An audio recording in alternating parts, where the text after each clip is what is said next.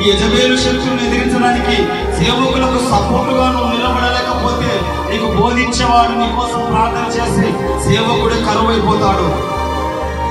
అప్పుడు ఏకాకిం అవుతావు, ఎండిపోతావు, ఎవరికి పనికిరాని పాత్రగా నువ్వు మారిపోతావు, ఎవరికి పనికిరాని పాత్రగా నిన్ను విసిరి పారేస్తుంది ఈ లోకం. ఒకప్పుడు ఏంటి పనికిరావు నువ్వు, ఒకప్పుడు తాగి పడిపోయావు నువ్వు, ఒకప్పుడు అందరు చీ అన్నారు నిన్ను, ఒకప్పుడు అందరి చేత చీ అనిపించుకున్నావు. ఇలా తాగి రోడ్డు మీద పడిపోతే ఇలా చూసి ఇలా పక్కకు వెళ్ళిపోయారు, అందరు ఇలా ఇలా ఇలా పక్కకు వెళ్ళిపోయారు.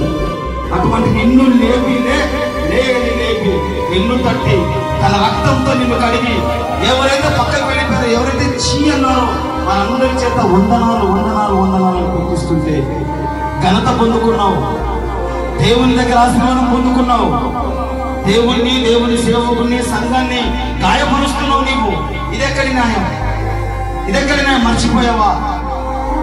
నీకు దేవుడిచ్చిన ఘనతను మర్చిపోయావా? నీ స్థితిని మర్చిపోయావా? సేవకుడు 21 దిన ఉపవాస ప్రాంతాలు ఉంటే కదిలేవారు ఎవరండి? కదిలించబడిన వారెవరు?